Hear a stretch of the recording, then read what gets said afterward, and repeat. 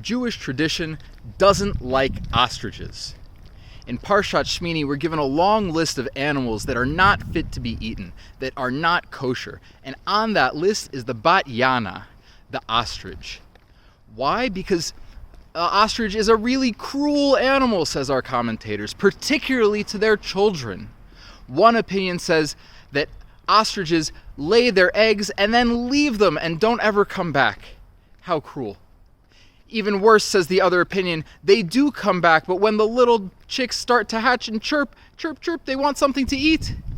The ostrich doesn't feed them out of concern for itself, that it won't have enough of its own food to eat if it feeds its chicks. I think that it's not just Jewish values, I think it's human values to say that we want to put our needs of our children above our needs. And so, of course, we don't want to eat and internalize that cruelty of the ostrich.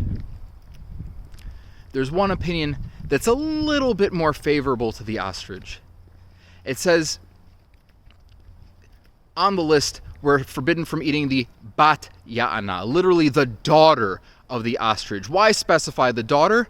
Well, because ostriches in the rabbinic imagination are really tough, strong, hardy, and unappetizing creatures. They've got thick skin and they've got tough meat, and they're so rugged that they eat pebbles and broken glass. Who needs to be told not to eat that thing?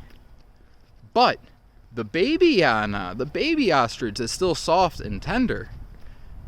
Well, it's not that the ostrich is cruel, because it doesn't want to feed its young, says that midrash.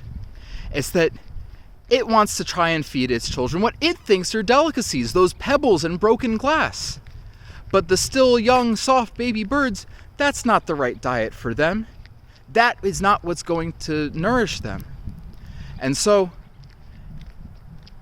we, in our attempts to not be like the ostrich, can learn us an important lesson.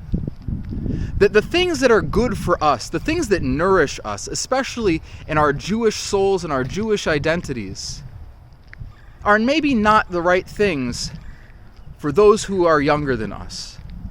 I've got lots of people, the most dedicated people with the strongest Jewish identities, will come and say to me, Rabbi, it's not like it was when I was a kid, when I was in Hebrew school.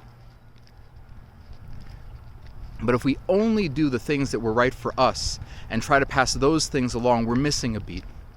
Because we have our own experiences. We had certain experiences and pieces of life that strengthened us, that made us tough like that ostrich. And the things that are going to be emotionally and spiritually nourishing to help the next generation, our children and our grandchildren, to grow into people who are strong and confident and tough in their own Jewish lives and identities, it's going to have to be what's right for them. Shabbat Shalom.